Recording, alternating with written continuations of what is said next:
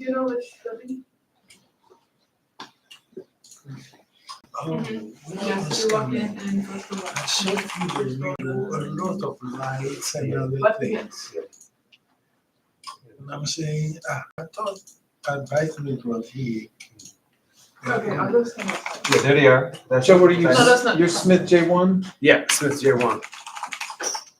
Okay. Okay. On its way. So that's going to screen that. Well, do I sit down here and just do it? Starting recording now. Hopefully it goes well. Do I sit down here and do it? You know, you're gonna have to. Well, I can sit at the computer if you want to stand.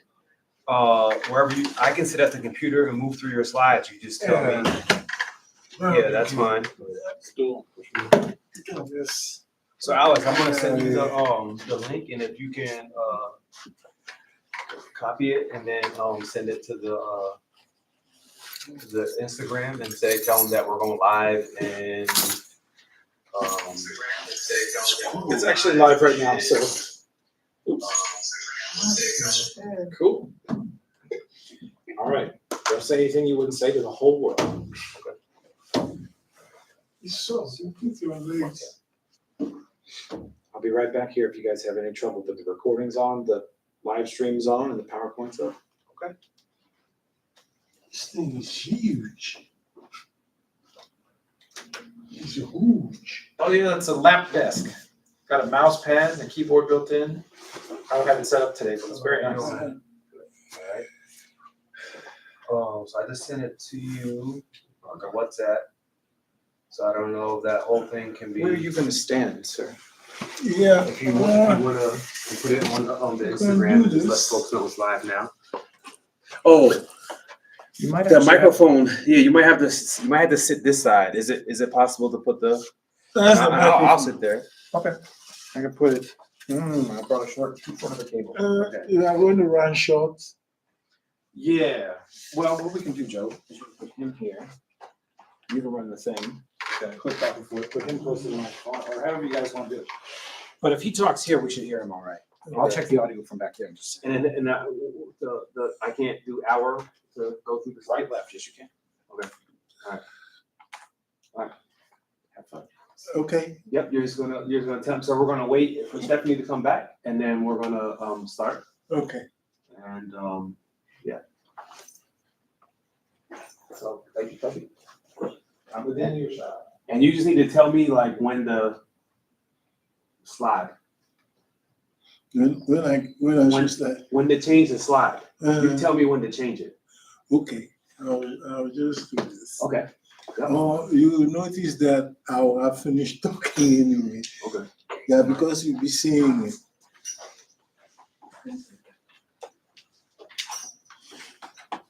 Yeah. Hello, everyone. Thank you for coming. Thank you. So Alex, would you like to introduce Dr. Chu? Yeah, so Dr. G is giving us a presentation on artwork he presented this summer in several countries, including Botswana, Poland, Germany, and South Africa. So yeah, today he's going to give us that presentation on some of this artwork. All right, so let's welcome Dr. G. Okay. Thank you for inviting me. I was the advisor at the beginning of the organization, but since Dr. Smith came, I said, oh, he should take over. And I'm satisfied with how you are doing, and you are in good hands. Thank you. Yeah, I want to do some presentation of work that I've been doing, research, and what I've been doing, especially concerning art. What you see on the screen is a painting I did some 30 years ago. More than 30, about 35 years ago. it's like my motto, it's my like manifesto in an image. I was in grad school in Bowling Green State University, Ohio, and went to the library, pick up newspaper, a German newspaper, and was reading, and it fell. When it fell down, it crumpled, and I saw this image, like a bird in flight.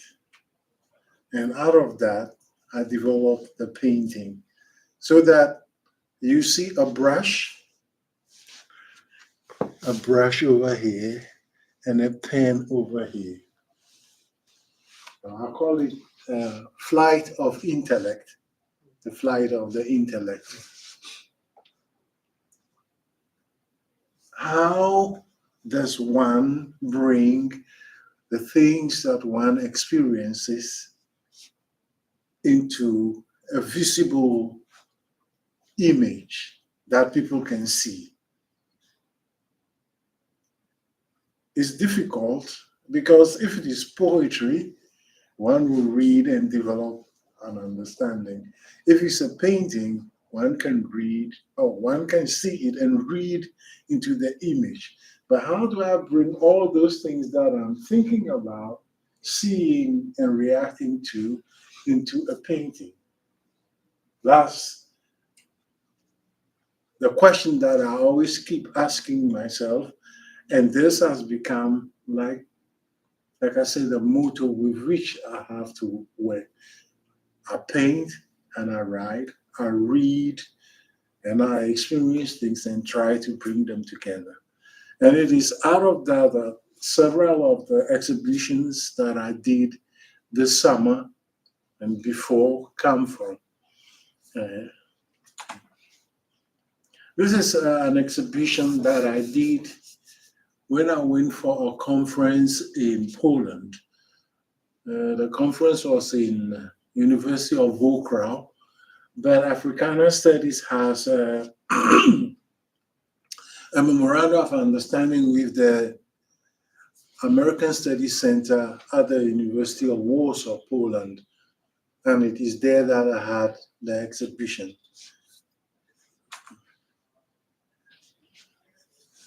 This is a painting where I'm questioning whether one should be quiet, silent, experiencing all the things that are around, the oppression, freedom of speech, freedom of expression. And out of that, I use the African mask as the model. Take pieces of paper and develop them into a face, but the mouth is covered with plaster. So it's like a wound that one is putting a plaster on to heal. But freedom of speech or thought processes and expressing them are not wounds that can be healed. Once you have seen something, you can unsee it. Once you have thought of something, you can unthink it. And if there's oppression and you are reacting to it, it's very difficult to keep quiet. Being human, you are going to say it one way or another. Sometimes through action, sometimes passive. You think you are not doing anything, but you are reacting. The mic is like an ice cream with an egg within it, but the egg is in a cage. And as the books are being burnt, the ice cream will melt and expose what is underneath. The cable to an amplifier or whatever is going to end up being like what the Germans call Stacheldraht, barbed wire. So that as we are talking, presently talking about Africana studies, Black studies, teaching Black studies has become an issue that some people have taken up. Talking about wokeness, wokeism. And the question I keep asking is, if America was not woke, if the founding fathers were not woke, there would be no America. Because when you look at it, the Boston Tea Party happened because some people were woke and they demonstrated it. And so these are the ideas that I work with, using all the images and ideas and questioning that I can muster and try to put them in a visual language so that people can look and ask. I'm not going to show every image that I have. This is another one. We talk about the gun.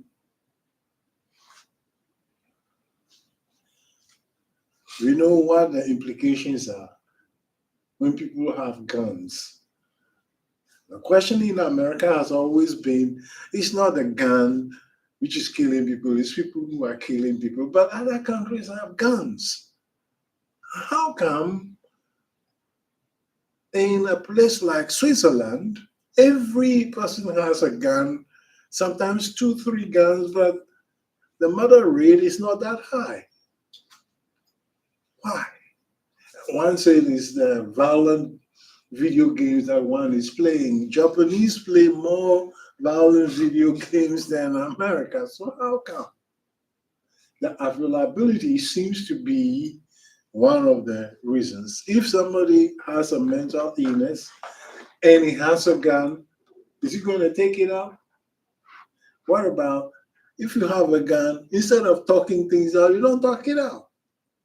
You can always solve it, which goes to a deeper problem. So the human being has become like a bloodsucker. That's the title, the bloodsucker chimera. A monster with a gun welded to the gun. The gun has become part of him and he is also the gun.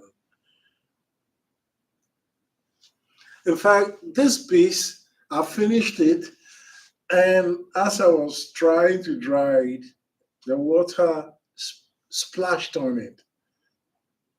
And it is out of that that I got those little circles like blood spray.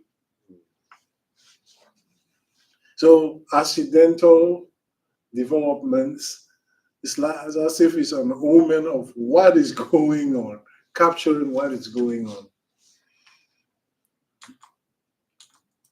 This is the piece in an exhibition in Poland.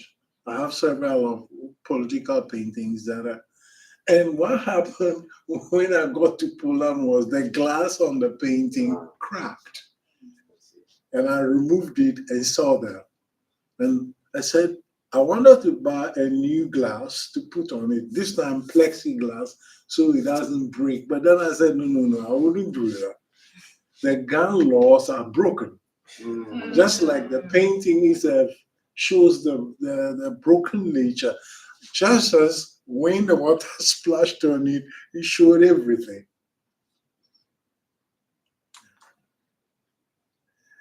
This comes from the period of COVID. We are still in it, but what I did was I looked at 2020. That is like a 4-letter word, but it is now. It was a horrible time, a very horrible time, and a lot of people died. Then the vaccine came and it became like a drop, the tear of life. So by 2020, 21, it has gotten better. And that's what I'm capturing, a teardrop within a teardrop. And you can see that it's like an hourglass, a sunglass. but instead of sand, it is water or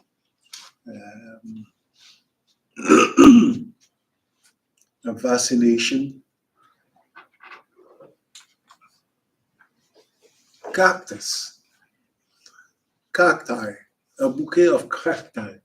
What do government give people? Is it cacti or a blessing?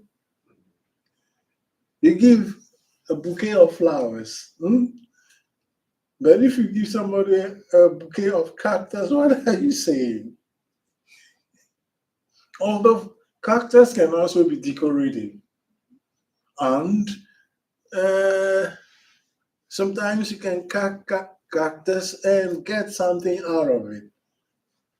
So what I'm trying to look at and arrive at is, can the pain and the suffering and the incompetence, can one derive something positive out of it? If one sees incompetence, can one then strive to undo that and become more competent? If there is suffering, can one undo that?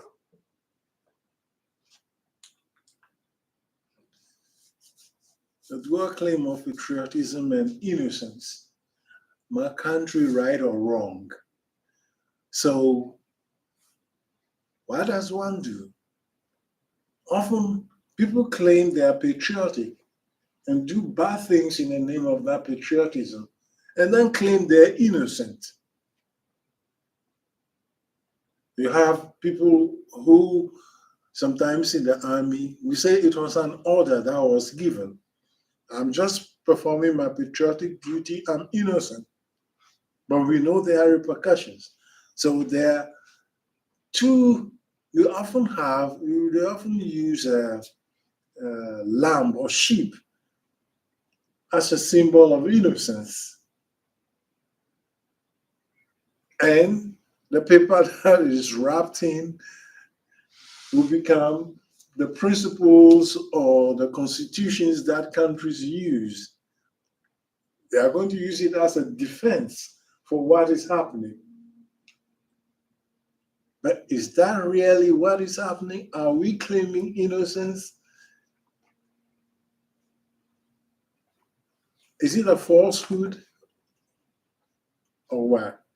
That's the question I'm asking. Yeah. Fascist lusting wet dream. Fascists are always around. They always figure out a way to come in. They're going to use force, brute force, and we saw it on the 6th January. You know the interesting thing, 6th January 1990 is the day I landed in America. So I thought about it and I said, I thought this thing happens only in Africa, where you have fascists claiming and most of the people who were involved in it, some of them were ex-military men. So that there's that tendency. Remember the falsehood of patriotism and innocence? That is, and they're claiming, no, we didn't do it. It's not our fault. We are just following an order from our commander. We heard it. So it's a critique not of what happened, not only of what happened in America, but on a global level. I mean, most countries have these tendencies. Almost all have these tendencies. Maybe only the Vatican might not have it, but who knows?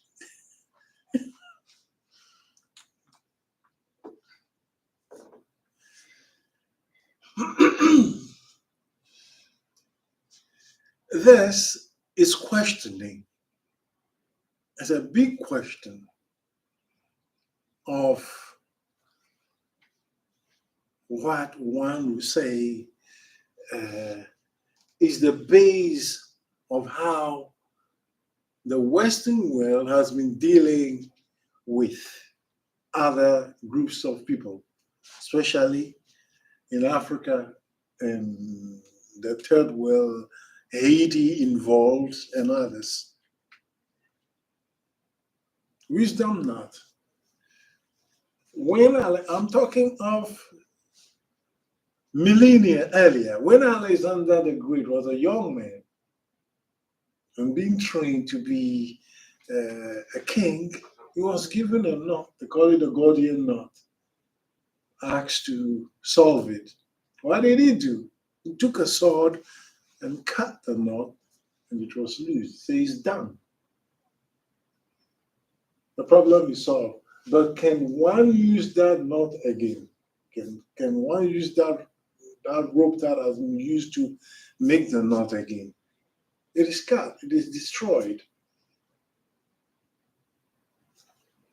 Forward this thought process into our century, into the present. One has been saying they are solving the problems and so on and so forth. There's development, there's progress. What do we end up with? Global warming, distraction, and all these other issues that one is going to figure out how to solve. And I looked at it and compared it to what would have happened in Africa to a kid growing up. Growing up as a kid in Africa, what was the thought? If you have a problem, you gather your friends around and you sit down, talk about it, and figure out a way to solve it. If it is a knot, then you all sit down and try to undo the knot. If you undo the knot, you can use the rope to do something else. But if you cut it, end of story. And that is the wisdom knot. And if you look at it, you can look back at the flight of the intellect. You can see the flight that the owl is also used as a symbol in the West, as a symbol of wisdom. So these are the images and thoughts that I'm bringing together in a visual form. There too, this one too, the water splashed a little on it, but it didn't go to destroy the whole thing. Go ahead, please. This is an exhibition I had this summer in St. Stephanos Katholische Gemeinde in Germany. When I lived in Germany, I was an artist in residence there, and I went back and had an exhibition. Unsere Welt, that is our world. Are we sharing the fruit of the earth? Are we clamoring for the best for all humanity? Or some individuals are in charge, or some entities or companies are in charge and making it impossible for the well-being of others?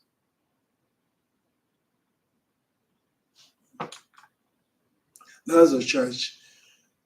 I spent some 5 years doing artwork there. I have maybe over 50 paintings, but a whole lot of other drawings and others there. And that is the church. Next one. That is a detail of the trips on the left side, which would be the right of the pastor or the priest. Next. And then another on the right. Now you can go back. The one on the left is like this statement that comes from the Bible, the narrow and the difficult way. And you can see below, there's a labyrinth that one is trying to meander through. and on the right you have the spirit and the soul of a person and the body in concert. And on the right again, you see that painting with the organ, the pipe organ. It's the, I call it shofar. That is the creation. So that the pipe organ is like the human being, the symphony that God has created.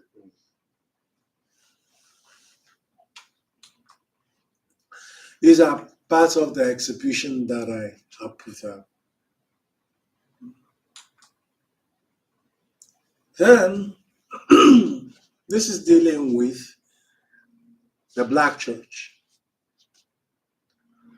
You will no longer, they were no more plagued with us in the church. That was a saying by Richard Allen, the founder, one of the founders of the African Methodist Episcopal Church. In 1787, in Philadelphia, black members of the Episcopal Church, St. George Church, helped in renovating the place. After it was renovated, they went to church to pray, and they were told they cannot come into the vestibule, the Holy of Holies, because they were black. They knelt down to pray, and they said, no, you can't. You have to be out. And it is something that they've been suffering with, dealing with the racism and segregation, because most will be asked to pray in a balcony, not on the main vestibule. So they packed and walked out of the church en masse. They set up the Africa Society. And out of that, the African Methodist Episcopal Church. In fact, the St. George Episcopal Church even sued the African Society, the Africa House, African Society, from building their own church. When they come to church, you don't let them pray, just like anybody else. They don't give them communion. They left. Now they are suing them for starting their own church. They want them to accept that position. That demean their humanity. But they won't. So they started their own church. They didn't call it Black American Episcopal Church or what. They call it African Episcopal Church because they knew exactly that the problems that they're having with the church was because of who they were. Some of them were Africans who came, were enslaved, ran away, and became members of the church. Some came from Haiti. And it is out of that the AME Church began to become the singular black church. In fact, the black church grew a conglomeration of several churches, form the most important social, political, and economic base of what will become the black nationhood within America, because they were in charge of everything. They control everything. Nobody determined for them what. All other churches will not do that. And it's only in the black church that you have mothers of the church. Yeah, the men will be pastors. Now they have women pastors and so on. But mothers of the church are the ones who make the church possible. I always give the example of Martin Luther King. Montgomery bus boycott. If Martin Luther King could travel and do all these things, he was not a businessman. Where was he getting the money from? He was getting it from collections from the church. But on every given Sunday, even right now, who are the largest number of people in the church? Women. Without them, the black church will not exist. So, one has to talk about these other aspects. Yeah, I can go on. This is an exhibition in Botswana. It's a traveling exhibition that I carried along, like I schlepped it around, suffered to get it to South Africa, and had the exhibition in University of Cape Town. Then you had University of Johannesburg and University of South Africa in Pretoria. So I had 3 exhibitions and then carried it to Botswana and had another 2 exhibitions there. In some areas, I show only the political paintings. In some other areas, I show only the religious paintings. But because it was a conference that was happening in 3 universities, I was also giving my presentations and lectures and others.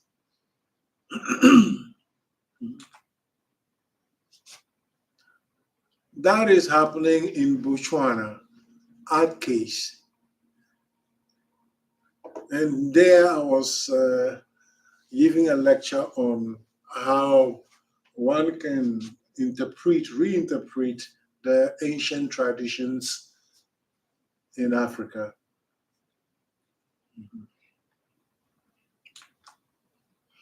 Now that's another center that I had the exhibition, the Visual Arts Center. Now, that is the founder, Richard Allen, and the pastor, the senior pastor, who commissioned the stained glass windows for the church in Toledo. So you see, in 1787, 50 years later, no, 40 years, almost 80 or so, because that would be 1847, that the church in Toledo was built. The old church has been sold and a new one was built, and they wanted stained glass windows. So I said, let me look at the windows that you have in the old church. And I went, and there was a white Jesus, blue eye, and that was what the highlight. He said, that's what everybody was looking at and praying. And I said, no, I'm not going to do that. If that's what you want, I won't do it. Say, okay, what do you want to do? I say, your church is African Methodist Episcopal Church, right? He said, yeah. So I'll use, and this is their symbol, the symbol of the church, the crest of the church. Africa with the cross and an anvil. An anvil on which one you used to hammer out new ways. So I said, that's what I'll use, the African base, that is what I'll use. I'll use traditional African symbols and Christian symbols. I wanted to put the pastor in. He said no. I said, I will do it anyway, whether you like it or not. He said, why? I said, because people build things, and when they die, nobody knows what they had to go through to arrive at it. So I'm putting you in there, just as Alan suffered to do it, I also put it in. And so you see this is in black and white. I started first, wrote down all those things that I'm thinking about and to put in the design, and then started the drawing in black and white, then did it in color, and then into the stained glass. And this is the black and white. Some of you know of Jean Yami already. Now, you see it in black, you see it in color.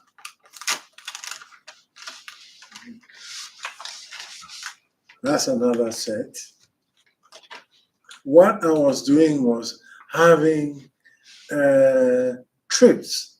Trips are three-piece three-piece pictures or images, and that's what I'm doing with all of them. There are 9 of them. Right. And you see, Binkabi means justice. And then look. So you see the African symbols and the Christian symbols. Another one.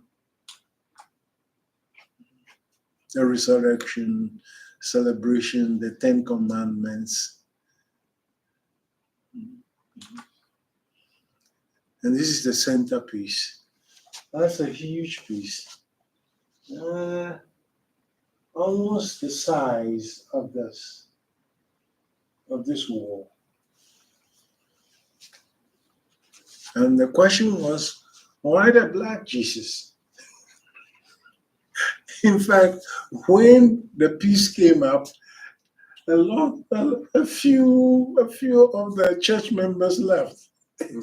They left the church because the Jesus was black.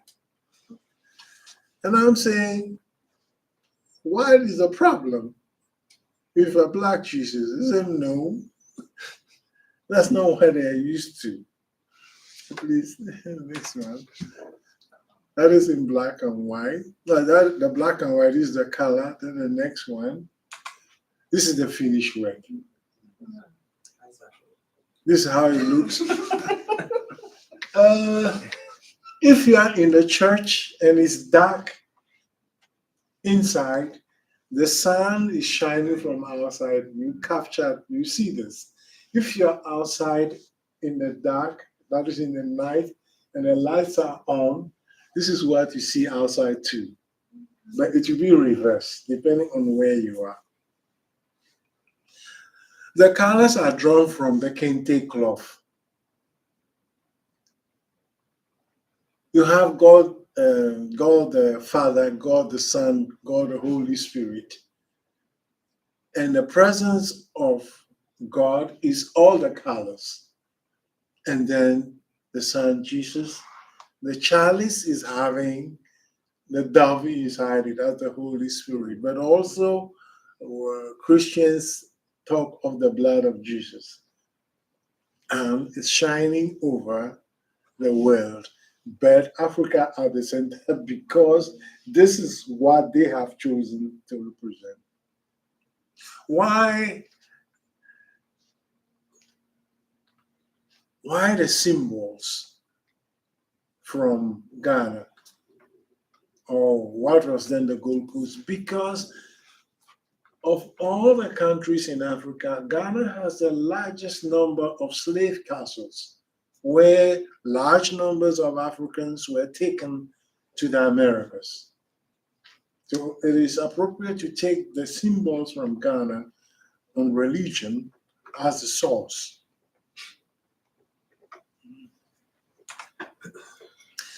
Now, this is how it looks from outside. When you're looking at it from outside, and when you look at it from inside. Those days, the cameras were not as good as they are. Go ahead. Now, these are images from newspapers about the exhibitions that I had in Botswana. And the talk was, how do you draw from the ancient traditions of Africa? And I was talking about it to artists and encouraging them on what to do. Next one. Now that's the local newspaper. And if you can highlight that and see if we can get it online.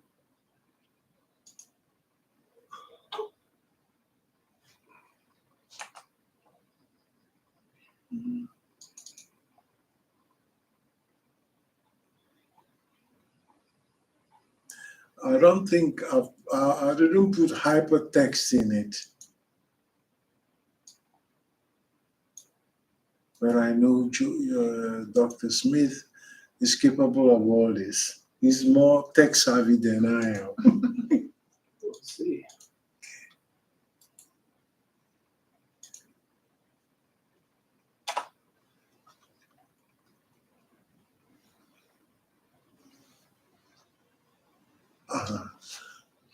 That is after the interview, and put it in.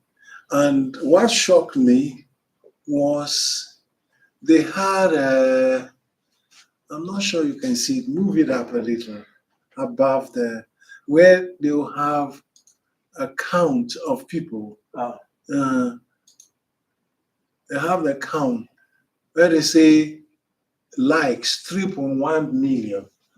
And I'm saying, they're saying prominent African artist. I say, I didn't know I was a prominent African artist. 31 million. If I can get just 25 cents for each of these.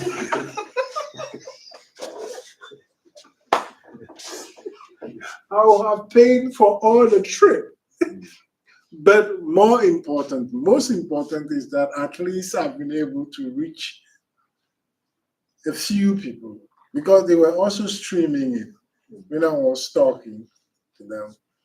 And my hope is I get some artists to come to Carbondale and we will also be able to exchange some people in Botswana and South Africa, especially UNISA, the University of South Africa, develop links with them. So I haven't shown all the art pieces, but that gives you an idea of what I've been working on.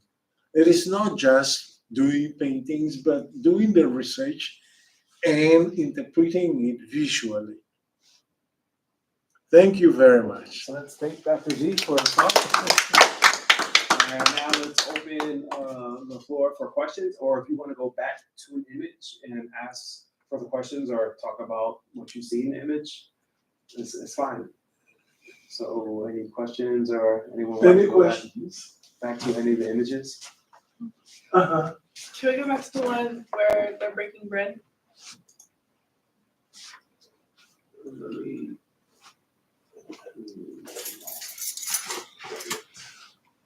This is gonna be easy. You're That one. That's nice. You can blow it up a little. Yes, I have to hit the play. We know,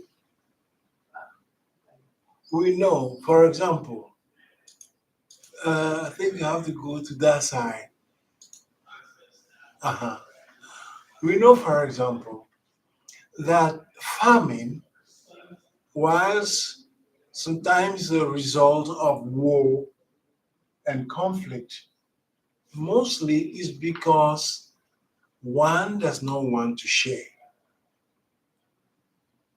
Are we learning? Are we teaching children from the very beginning? Learn to share. I mean, even the way the food is dished out, the kid says, "This is mine, mine." End of story. Are we learning? Is that the world that we want, where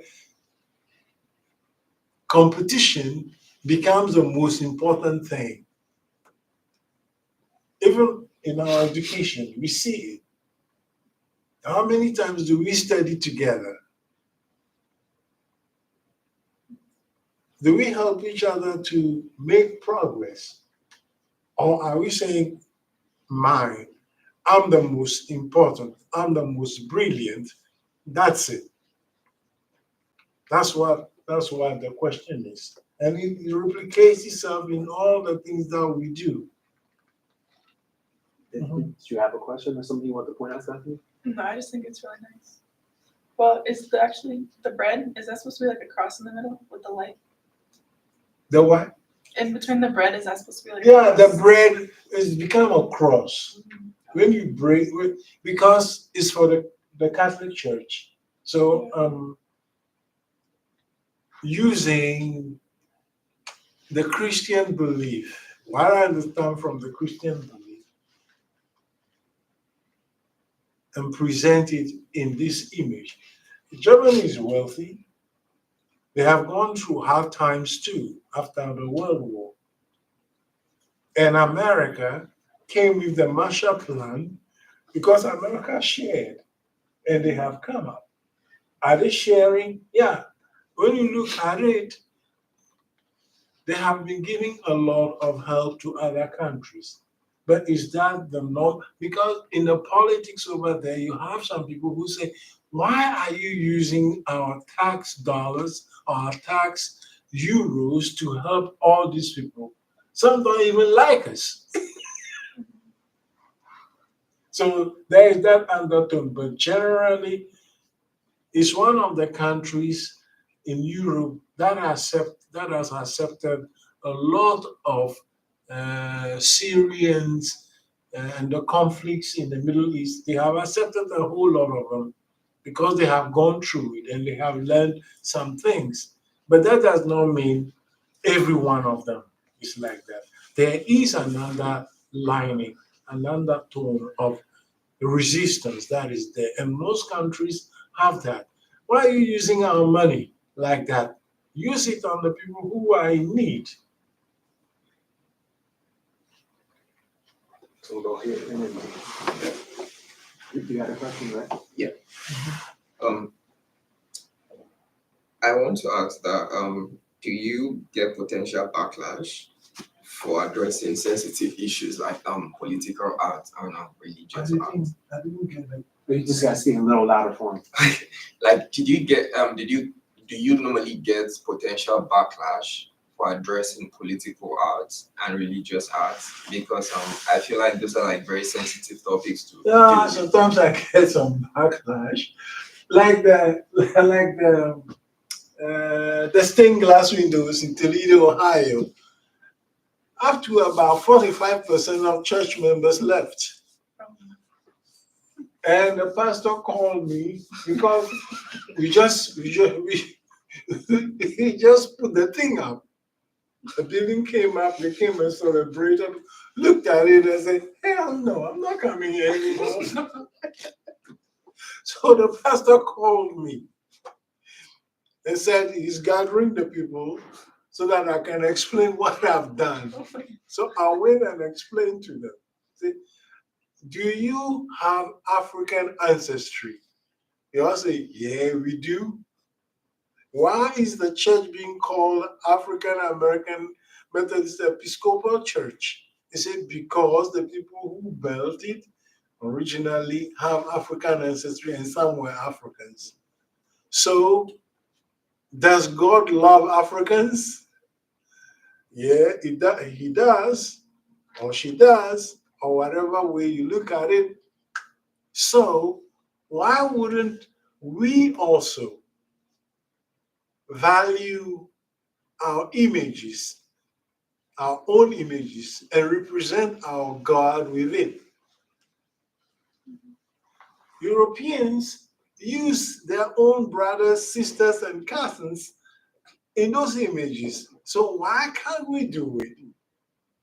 And by the way, Jinyami means I fear nothing but God. And that is what those who were enslaved were saying. If I'm born of a woman and you are also born of a woman, what makes you more important, more equal than I am? You are born of a woman and you die just like any, you are not anything special, just as I'm not anything special. And if I'm special, then you're also special. That's why I did it. Then, before it was over, they got another 60% more people coming to the church. Let me have a look. Can I ask you, Dr. G, can I ask you to sit here so you can face? Oh, Let's sorry. take this one. Let's go back to the blood sucker. The blood sucker. Yeah. Is that like a bee or something? Is that a bee? The Like what? that? Is that a bee? An insect? It's an insect, Okay. like a mosquito, anything that bites. You know, insects bite. The bayonet and the muzzle of the gun is like a mosquito. You know, mosquitoes, they come and blow a little bit on you and suck the blood and then fly away. That's what happens. People talk about gun. If you have a gun, they say, in America, I've heard this. A bad guy with a gun will be stopped by a good guy with a gun. Have you heard that before? Oh, they say a bad guy with a gun can be stopped by a good guy with a gun. So they even want to arm teachers. Yeah. Because they will be the good guys. Now, the teacher has to teach students. Now he's going to be worried about, or she's going to be worried about gun. How is that possible? And what about the kids?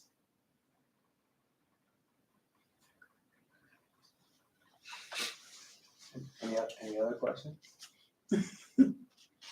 Or Yeah, anybody we else? still have this issue of the gun. We still have to deal with it. They say the National Rifle Association. I always get how do you call it? Ads from them to join their group. I should contribute and so on and so forth. But I'm thinking, I can't do that. Some people have guns. The only people I think I will allow to come into my house with a gun are a policeman and my friends who are former military officers.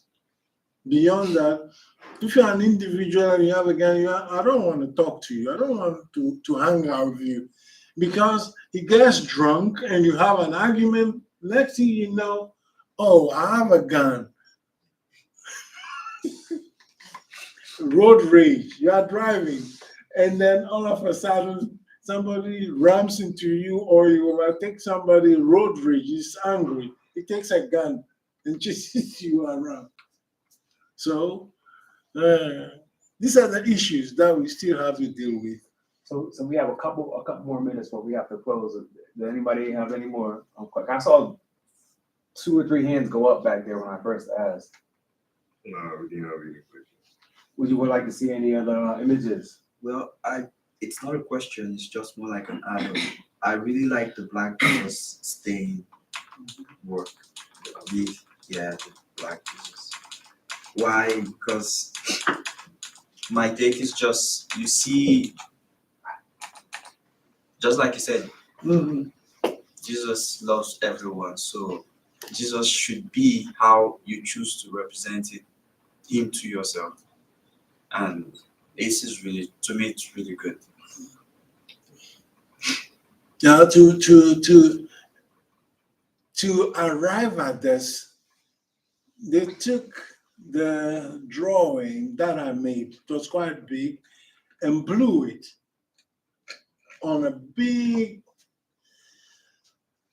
wall and took the glasses and cut them according to that and then put them and then welded them together. There's no space in my little apartment that I can use to do something as bigger. So it is a factory where they manufactured it. My hope is I get some money and then go to Ghana, Nigeria, Togo, and Benin and take something like this and give it to the various churches so that they have an understanding that God does not have to be a blue-eyed, brown, blue-eyed, white Jesus. Because we also have God. I'm so tired. And it is that when one says, I even as a church members, when they say God, what image comes into your mind? Is it a black person? If it's not a black person, we have a problem. We have a problem. And somebody said, yeah, but Africans were pagans and others. I said, really? Yeah, my grandmother was not a Christian. And in a discussion, because we are always going to church, and I asked Grandma, why don't you go to church? He said, I don't buy it.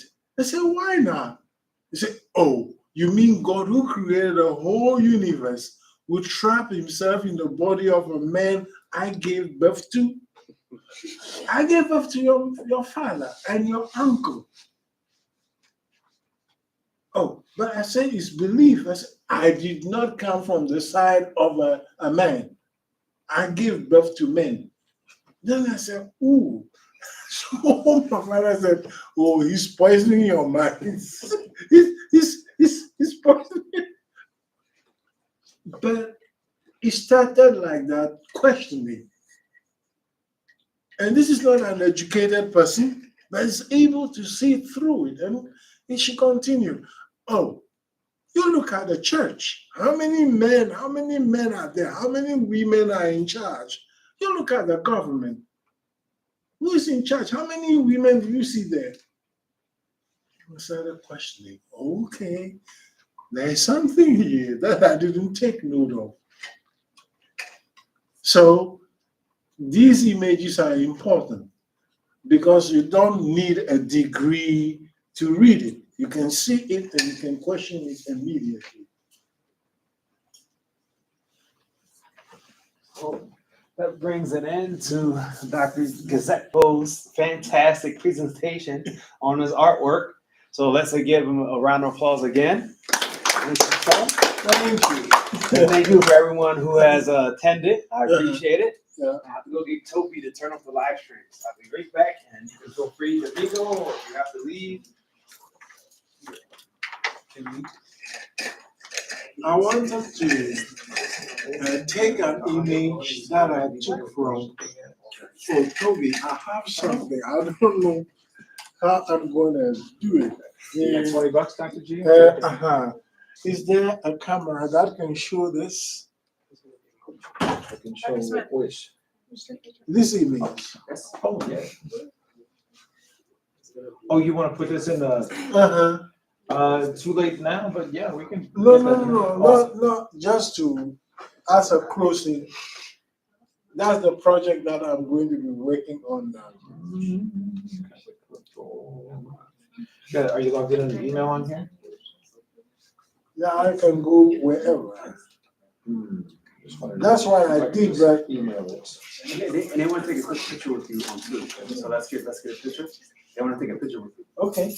Okay. So do you want one of his art pieces back up? Yeah. Yes. Which one do you The Black want? Jesus. Black Jesus. How do you Chinese people? That's all you think about. Yeah, exactly. Now, which means those of you in the Africana Studies Club have to work on ways of interpreting the Black experience. Learning more, and you have to be critical. There's no way around it. I always say there's nothing worse you can say about Black people that have not been said already. So it is time we dig into why these things are being said and how to correct them. Do you want the picture? Be in it, not in it. Yeah, you should be in it. Can you take a picture, please? I gotta use Yeah, we're African. Then yes. Yes. So how are we gonna line up? That's impossible. Well, they want to see the image, It so won't open. Uh-huh. you want to be able So- to see the image So, of that, right? so we maybe- want so to be maybe- on the side. Okay, yeah, both sides. On that side and Okay. this side. Now I can take it. Okay. You might need flash, you can just see. All right. I'm gonna turn the overheads on just so we get a better exposure. Carol, bruh. And it's gonna get you bright. can feel free to stand by that. You can feel it's okay. I see him every day. Side by side. Yeah. Uh-huh. Ooh. And I'm kind of tall enough. I'm fine to stand in the back. Yes, we are short. All right. Mm. Wait, don't cover that. Don't cover. Okay, good. You're the right edge, you're the left edge. 3, 2, 1, and start snapping. Make whatever face you feel is appropriate. Remember, this is for posterity. It's going on Dr. G's website.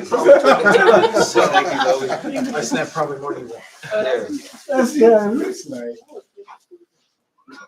Can't you see? Awesome. That's nice. Dr. nice. G. Yeah, thank you again, everyone. I appreciate it. It's working hard.